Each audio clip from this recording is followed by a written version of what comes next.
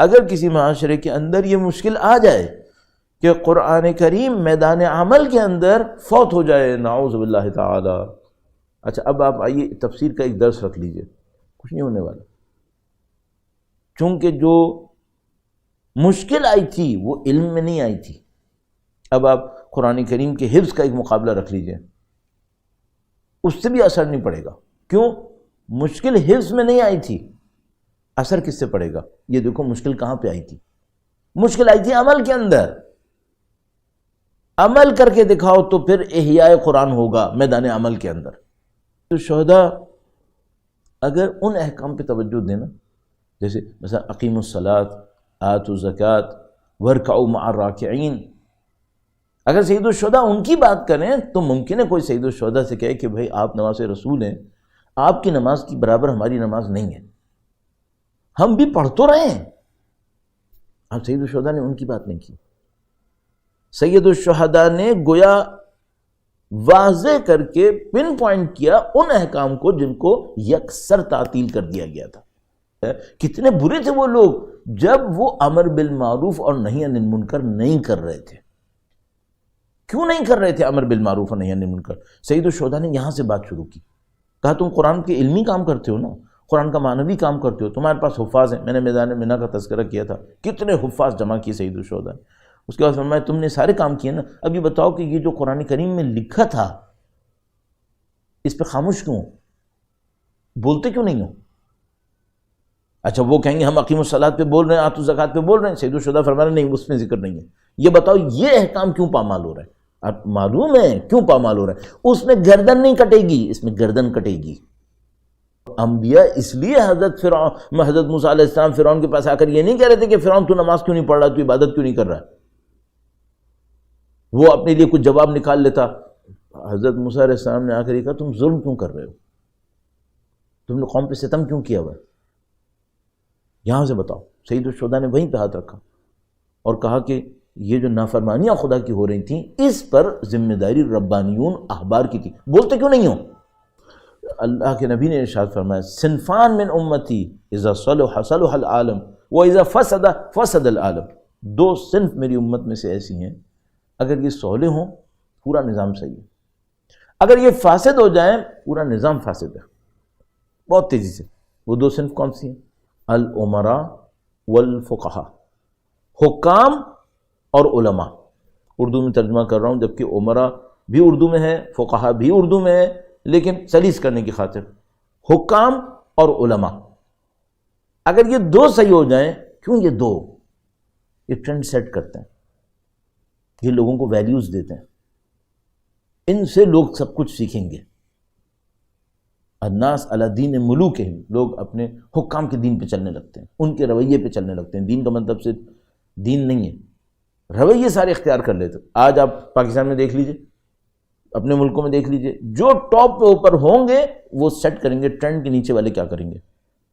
عمراء حکام ہو گئے. علماء کا کام کیا ہے؟ علماء کا کام یہ ہے کہ اگر یہ حکام بدنیت ہو جائیں، راستے سے پھر جائیں، تو یہ کلمہ اعتراض بلند کریں. پورا نظام بنا ہوا ہے. اللہ کے نبی نے فرمایا برائی برائی برائی ان علماء کے لیے جو سلاطین سو کے دربار میں پہنچتے ہوں. سید الشہداء نے سب کلیئر کر دیا لوگوں کے لیے. دیکھو معاشرہ ایسے جا رہا ہے، تم لوگ آواز نہیں اٹھا رہے، تم قرآنی ذمہ داریوں پہ عمل نہیں کر رہے. اچھا اب سید الشہداء فرمانے میں عمل کروں گا. تو لوگوں کے ذہن میں کیا ہے؟ لوگوں کے ذہن میں یہ ہے کہ ہم جو عمل نہیں کر رہے وہ اس لیے نہیں کر رہے کہ ہمارے پاس فوج ہی نہیں ہے، ہمارے پاس طاقت نہیں ہے. سید الشہداء فرمانے طاقت میرے پاس بھی نہیں ہے، فوج میرے پاس بھی نہیں ہے، میں پھر بھی عمل کروں گا. قرآنی حکم کے تحت اگر آپ عمل کریں گے، آپ مشکل میں پڑیں گے یا نہیں پڑیں گے؟ قطعاً پڑیں گے. وَلَنَبْلُوَنَّكُمْ بِشَيْءٍ مِّنَ الْخَوْفِ وَالْجُوعِ وَنَقْصٍ مِّنَ الْأَمْوَالِ وَالْأَنفُسِ وَالثَّمَرَاتِ. قطعاً مشکل میں پڑیں گے. یہ وہ جگہ ہے جہاں آبادی پیچھے ہٹ جاتی ہے، اصحاب حسین علیحدہ ہو جاتے ہیں. اب کون قرآن پہ عمل کرے گا؟ ہاں اب یہ کرٹیکل ٹائم ہے.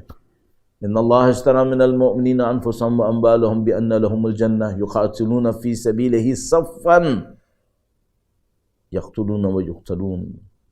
اب کون عمل کرے گا؟ وہ عمل کرے گا جس نے اپنا نفس اللہ کو بیچ دیا ہے۔ بعض جگہ تکلفات میں قرآن کریم پہ عمل ہوتا ہے۔ وہ کیسے؟ میں کسی مجلس ترحیم میں گیا، وہاں کہا فاتحہ، میں نے بھی فاتحہ کے لیے ہاتھ اٹھا دیا، عمل ہو گیا قرآن کریم، یہ ہو گیا۔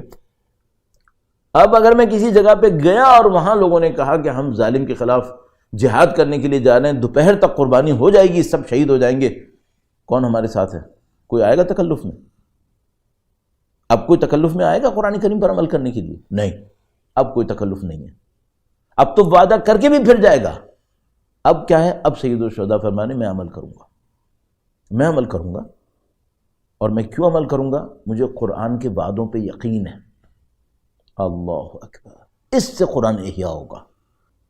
قرآن کی تعلیمات پر مجھے یقین ہے، قرآن کریم نے مجھے حکم دیا یہ کام کروں، چاہے میرے پاس عدہ اور عدہ ہو یا نہ ہو، آوان و انصار ہو یا آوان و انصار نہ ہو، میں یہ کام کروں گا۔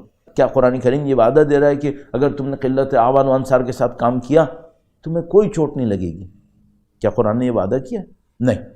میں نے عرض کیا قرآن کریم نے تو یہ کہا ہے کہ یقیناً تم آزمائے جاؤ گے، اور قرآن کریم نے تو یہاں تک لکھا ہے کہ آزمائشیں ایسی جگہ تک پہنچ جاتی تھیں کہ انبیاء پکار اٹھتے تھے متی نصر اللہ، اللہ کی نصرت کہاں ہے؟ قرآن نے یہ نہیں کہا کہ مشکل نہیں آئے گی، لیکن قرآن کریم نے کوئی رائے حل بھی دیا ہوگا۔ تم جب حضرت موسیٰ علیہ السلام اپنی قوم کو لے کر چلے اور آگے پانی آ گیا، ابو دریا تھا، سمندر تھا، نہر تھی، جو بھی تھا، ایسا پانی تھا جس کو آسانی سے کراس نہیں کیا جا سکتا تھا، اور پیچھے فرعون، وہ قوم جو تھے وہ مشکل میں پھنس گئے۔ تو انہوں نے کہا انا لمدرکون، اے نبی خدا ہم تو مشکل میں پھنس گئے، ہم تو پکڑ لیے گئے، یعنی اب فرعون آئے گا ہمیں پکڑ لے گا۔ اب یہ جو بنی اسرائیل تھے یہ تعداد میں کئی لاکھ تھے، لیکن فرعون سے ڈر رہے تھے۔ یہ بھی بڑا ایک معاملہ ہے کہ کئی لاکھ کی تعداد کیوں ڈرتی ہے؟ اچھا، فرعون خود بہت ہی متکبر انسان تھا، وہ ان کو کہتا تھا یہ تو ہم میرے لیے مٹھی بھر ہیں، شرذمہ، یہ میرے لیے مٹھی بھر ہیں۔ اس کا راز بھی قرآن کریم نے لکھا ہوا ہے کہ کیوں ایسا ہوتا ہے کہ اتنی بڑی تعداد جو ہے وہ اتنی ذلت میں آ جاتی ہے کہ وہ اپنے دشمن کا خوف اپنے دل میں بٹھا لیتی ہے۔ تو قرآن کریم نے اس کا راز یہ لکھا ہے کہ پہلے یہ جو ظالم ہوتے ہیں یہ اس قوم کی تحقیر کرتے ہیں، اس کو بے عزت کرتے ہیں۔ جب یہ قوم بے عزت ہوتی ہے تو پھر یہ ہر شخص کی پیروی شروع کر دیتی ہے۔ پہلے بے عزت کرتے ہیں اسے۔ یہ بے عزت کیسے کرتے ہیں؟ معذرت، یہ تھوڑا سا ہم باہر جا رہے ہیں۔ بے عزت ایسے کرتے ہیں، اس کی ویلیوز کا مذاق اڑاتے ہیں، اس کے ہیروز کو ذلیل کرتے ہیں، اس کی ہیریٹیج، اس کی لیگیسیز سب کا انکار کر دیتے ہیں، قوم تحقیر ہو جاتی ہے۔ جب قوم ذلیل ہو جاتی ہے، خوار ہو جاتی ہے، تو پھر ہر نااہل کی پیروی کر لیتی ہے۔ قرآن کریم نے اتنے بڑے قانون کو، اور اسی قانون کے اوپر عمل کر کے، فرعونی قانون پر عمل کر کے انگریزوں نے ہندوستان پہ حکومت کی ہے۔ میں اس کو ثابت کر سکتا ہوں انشاءاللہ۔ قرآن کریم فرماتا ہے استخف قومہ فاطاعوہ، فرعون نے قوم کو ذلیل کیا، خفیف کیا، تحقیر کی، فاطاعوہ، پھر اس قوم نے فرعون کی اطاعت کر دی۔ قرآن کریم نے مختلف گروہوں کے ساتھ کہا ہے کہ میں ان کے ساتھ ہوتا ہوں۔ مثلا قرآن کریم نے فرمایا ان اللہ مع المتقین، قرآن کریم نے فرمایا ان اللہ مع المحسنین، اللہ محسنین کے ساتھ ہے، متقین کے ساتھ ہے۔ ہمیں دعاؤں میں کہا ہے کہ تم یہ دعا کرو کہ توفنا مع الابرار، خدایا ہمیں ابرار کے ہمراہ وفات نصیب فرما۔ اور کہیں بھی یہ کہا کہ تم مع الصالحین، تم صالحین کے ساتھ ہو جاؤ۔ کہیں پہ فرمایا صادقین کونوا مع الصادقین۔ بس یہ مختلف گروہ ہیں جن میں کسی کے ساتھ خدا نے کہا میں اس کے ساتھ ہوں تو وہ متقین ہیں، محسنین ہیں، اور ایک اور گروہ جو میں بھی عرض کروں گا، اور کچھ کے لیے ہم سے کہا کہ تم دعا کرو توفنا مع الابرار، خدا ہمیں پاکیزہ نیکوکار لوگوں کے ساتھ وفات نصیب کر۔ یہ معیت الہیہ جنگ میں کیسے آتی ہے؟ حضرت موسیٰ علیہ السلام نے کہا ان معی ربی، میرا رب میرے ساتھ ہے۔ جب میرے رب میرے ساتھ ہے تو فرعون کچھ نہیں کر سکتا۔ میں دس بستہ عرض کر رہا ہوں کہ اب خداوند متعال ہمیں سید الشہداء کے ذریعے سے ایسا منظر دکھانا چاہتا ہے کہ غور فرمائیے گا کہ یہ نہیں ہونے والا کہ پانی میں سے راستہ بنے گا، فرعون غرق ہوگا اور حضرت موسیٰ کی قوم نکل جائے گی. نہیں، یہ نہیں ہونے والا. حضرت موسیٰ کی قوم گویا اب جو ہوگا اس میں حضرت موسیٰ کی قوم ساری شہید ہو جائے گی. کبھی ایسا ہوا کہ حضرت ابراہیم نے قربانی دینے کا ارادہ کیا، خدا نے حضرت اسماعیل کو بچا لیا. صحیح ہے. خدا نے متعال فرما رہے اب ایسا نہیں ہوگا، اب قربانی ہوگی. کبھی ایسا ہوا کہ دشمنوں نے حضرت عیسیٰ علیہ السلام کو سولی پہ چڑھانا چاہا، نہ چڑھا سکے، حضرت عیسیٰ علیہ السلام آسمان پہ چلے گئے. خدا نے متعال فرما رہے نہیں، اب ایسا نہیں ہوگا، اب وہ دار بھی لگے گی، بس پانی نہیں کھولے گا، لشکر شہید ہو جائے گا. حضرت اسماعیل نہیں بچیں گے، فرزند نبی شہید ہوگا، اور جس کو دار پہ چڑھنا ہے وہ دار پہ چڑھ جائے گا. اب بھی دشمن ہارے گا. الہی اب کیسے جیتیں گے؟ آج تک تو نے یہ بتایا کہ جو معیت کا دعویٰ کر لے اس کو میں معجزوں سے بچا دیتا ہوں. خدا نے متعال فرما رہے نہیں، اب معیت کا دعویٰ کرے معجزہ بھی نہیں ہوگا، سارے مصائب دیکھ رہے ہوں گے، اب بھی جیتیں گے، اب بھی جیتیں گے. خدایا اس کا قانون کیا ہے؟ اللہ مع المتقین ہے، اللہ مع المحسنین ہے.